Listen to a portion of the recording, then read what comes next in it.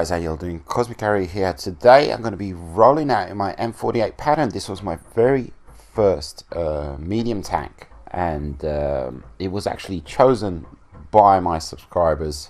I put a poll up and I asked my subscribers, which tank line should I next go for. It was my very first medium tank line. I have such fond memories of doing this, tank line, because I got to discover the M46, the Pershing. The Pershing I thought was okay, but the M46 I absolutely loved, and I still love the M46, and the M48. I still love my M48 Patton. It's considered to be the weakest of all the mediums, and it is. It has its limitations. It's not necessarily 100% a bad tank, and it's kind of, in a nutshell, that's how the American tanks are. There's nothing particularly usually great about them. There's nothing usually bad about them. They're just reliable and dependable, and they're all-rounder. They're really, really decent, and that's the M48 Patton. In a nutshell, that's what the M48 Patton is. This kind of, I don't know, it kind of reminds me of your World of Tanks career as a whole, this tank basically, and because this was my very first medium line, and I grinded all the way to the M48 Patton, and I discovered medium tanks for the very first time, and M48 Patton was my first medium tank, so that was the bar for me. That was the bar for me. Other people that started off medium lines, perhaps they went for the Object 140 of the T62A, which are the best medium tanks in the game. Without hesitation, I can say that, and 99% of people would agree with me. And possibly later in their World of Tanks quote-unquote career, they went ahead and played this line and unlocked this tank, and felt very let down by the tank, having experienced the Object 140 and the T62A first. So, and that kind of sucks for them, it really does suck for them, because I didn't unlock those OP Rusky medium tanks till much later in my career. I think I was like 2 years, it was just like a year ago, possibly maybe even less so. So I had the pleasure of experiencing this tank and the British Tier 10. I can't remember what, FE4202, whatever it's called. It was that, and the STB1, and only then did I unlock the 140 and the T62A. And it's kind of like, my opinion, my thinking is, if you go for those big, massive, overpowered machines, then when you go back and unlock other tanks, which are kind of less so, it's kind of ruins your World of Tanks experience as a whole. So possibly maybe you should take baby steps. You shouldn't go for the OP stuff to begin with. I mean, I was just lucky, I guess. I went for this tank first, this medium tank first, and I loved it. I had no idea what the Object 140 was like, the T62A was like, the STB1, that cool sloped armor. To me, this was a medium tank. It's quick, it's nimble, moves around, and but now I've played a whole bunch of mediums. Yeah, it collects dust in my garage, very much so. But it still does the job. It still does the job. When I replayed this thing, it only took me like a couple of games to get something pretty decent. It does. I mean, yeah, it's a somewhat spongy. It's somewhat. People seem to pen you quite easily, so to speak, and yeah, and the gun's okay. It has where are we? What is it? Oh yeah, 0.36. Yeah, the aim time is fantastic. It's great for snapshots, 100%. and penetration 268. You know, the standard 390. It does have that view range 420, which, you know, that is one of the positives on this tank. Uh, but you know, it's just there's other tier 10 tanks that just do it better, you know, and it's as simple as that. It doesn't mean it's a bad tank. It's just, you know, when you have to do like a list of the best tanks, uh, you know, it's towards the bottom basically. But like I said, you know, this tank holds a special place in my heart because it was the first medium that I unlocked, and I like it. I like it a lot. You know, equipment wise, I would just your standard medium gun rammer, vert stabs, and improve vents. And you could do coated optics just to max it out. But you know, with brothers in arms and all of that stuff, etc., etc. I mean, it's totally up to you. But it's a great all rounder. You know. Anyhow, so I highly recommend going down this line because you get to play in the Pershing and you get to play in the M46 Patton. What else? I think it was the T20, which are all really decent all rounders. You know, they're really good, especially the M46, which is at tier 9. There's always, in my opinion, there's a dilemma when it comes to tier 9 tanks. Is it the tank that's fantastic, or is it the fact that it's a tier 9 tank? You know, when a tier 9 tank is top tier, it gets to play against tier 7 tanks, you know, and you're going to have a whale of a time. You're going to get your Radleys there, you know. So, yeah, so anyhow, let's get into the gameplay.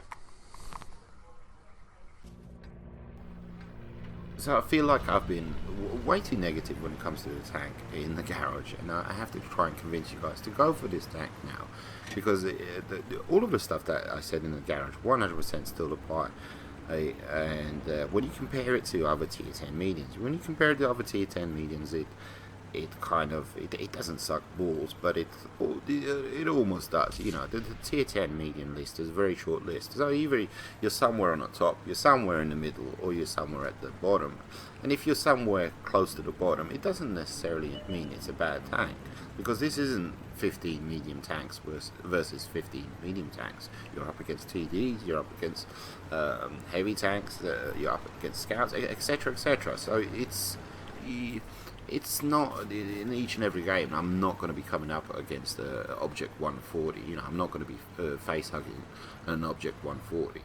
So, you know, there's that. So, but when you do compare it to the other tier 10 mediums, there's certain departments where the tank is definitely lacking. But recently, when I went out to replay the tank, I did notice that the tank is on fire. You know, what's happening here? What's going on here? Only to find out that the tank has actually received a buff. The tank has actually received substantial buffs to the PC standards, which were, I think, introduced about 6 months ago, and it's definitely, you know, increased its competitiveness when it comes to the other tier 10 mediums. And so let's talk about the positives of the tanks. Let's talk about the positives of this tank. DPM is a very, very a decent 2,800, which is really competitive. I think it's like third or fourth in line. You add vent, you add the cola, all the other bits and bobs. You can push that up easily, you know, to 3,400, which is, when it comes to mediums now, I mean, it's all about the DPM. It's all about 100%. So it's got the DPM. There you go.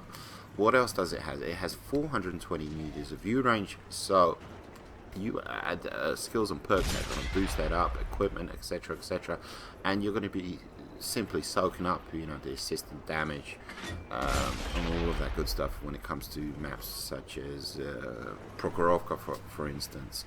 No other tank has 420 meters of view range. Medium ones, I think the Waffle has, but you know, the Waffle's the Waffle. That's a kind of different thing. And so it has that, you know, going for it 100%. And Penetration 268, nothing fantastic. Average for a tier 10 medium. Heat 330. Penetration. Aim time is a fantastic 1.9. You know, that is great. That is, you know, up there. I think it's second or third out of all the tier 10 mediums. Accuracy 0.36, which is lacking. You know, it's definitely lacking. It's not a what you call it, a sniping tank. It is 100% not a sniping tank. It is. I mean, it is not the 50M. It is not the Leopard 1. It is. It's just not, it doesn't work as a sniper. You know, it 100% does not work as a sniper. So it is lacking in that department. Another thing that is negative when it comes to the tank, but it most definitely shouldn't put you off, is the fact that its top speed is 45 kilometers per hour, and that is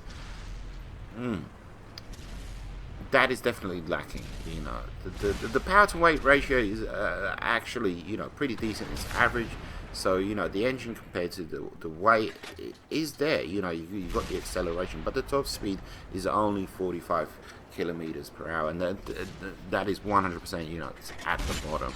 And but not every single game you're gonna need speed. You know, you're not gonna need speed. I mean, you do need speed, but it's not the end of the world. You know, it's not a deal breaker, is what I'm saying. And the tank is mobile.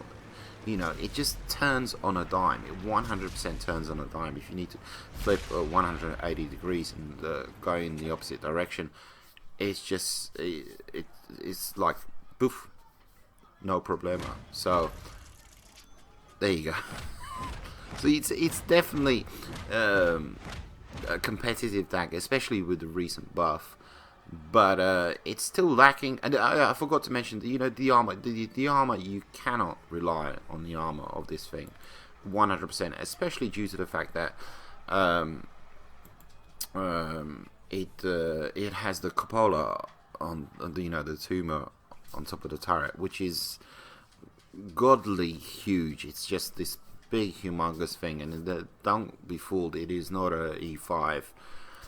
Machine gun port, etc., etc. Everybody, and you know, will pen you in that thing. And the armor is kind of like I'm trying to compare it to another tier 10 medium.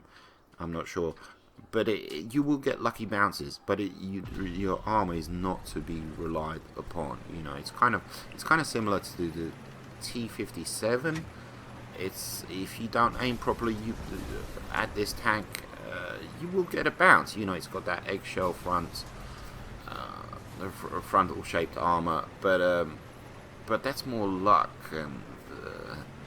than anything else. And yeah, just don't rely on the armor. 100%, you mustn't rely on the armor of this thing. The tank is there. It really is through and through. It's a medium tank. You know, you cannot face hug in this tank 100%. There is no face hugging when it comes to the M48 Patton, because you will just simply be taken apart. But it's you just designed to take advantage of certain situations, take lucky pot shots, help out with mopping up at the end of the game, and that's about it.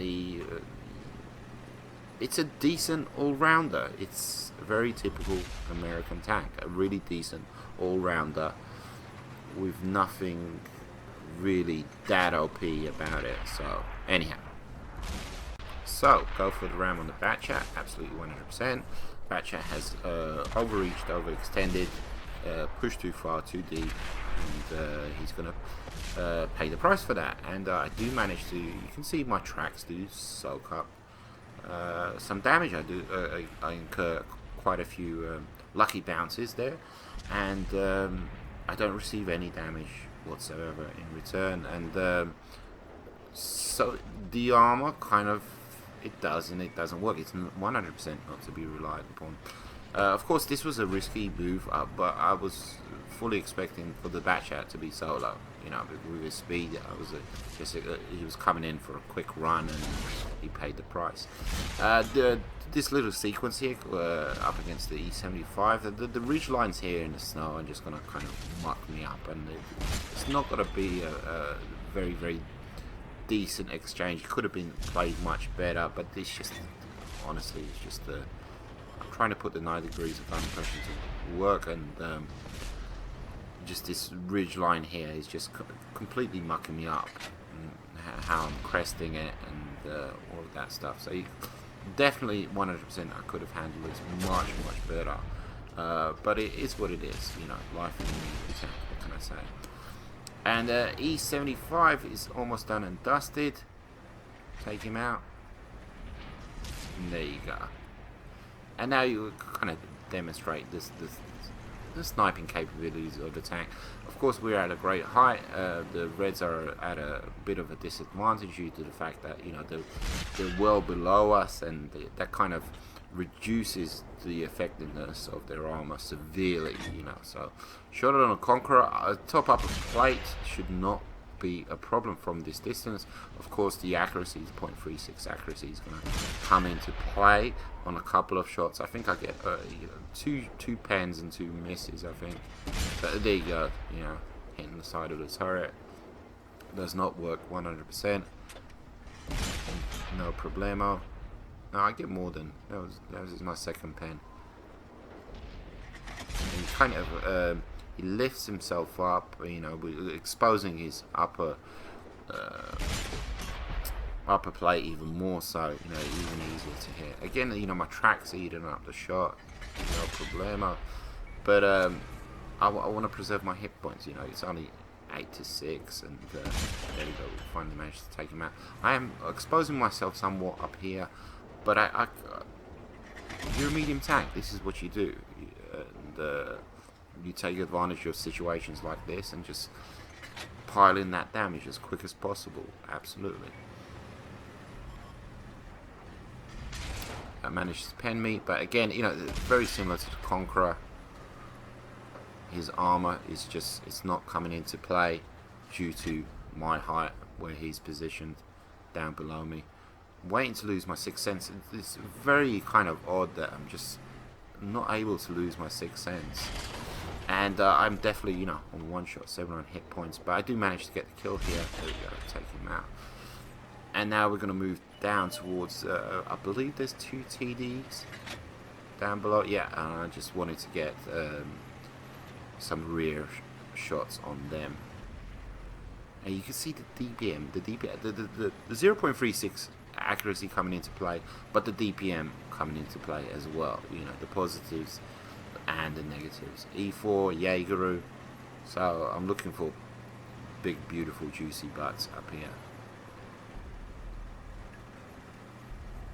And you see the speed. The speed is just, you know, I would have got hit to this situation much quicker had I been in, I'm not going to say Object 140. I've said Object 140 too many times. I just remember specifically the first time I came across an Object 140 and I was in this tank when the Soviet mediums were introduced, and it was kind of like, here's me, John Rambo, and here comes Bruce Lee doing these quick fire ninja moves and just taking me apart, and me just left standing there saying, what the F? Am I promoting the 140 or am I promoting the M48 Patton? M48 Patton. Really great line, really fantastic line, 5.5k damage. Lots of great tanks to be played in this line, and you're rewarded with this this beautiful machine. Absolutely. Go for it, 100%. I love this tank. It has a special place in my heart. Take it easy. Adios, muchachos.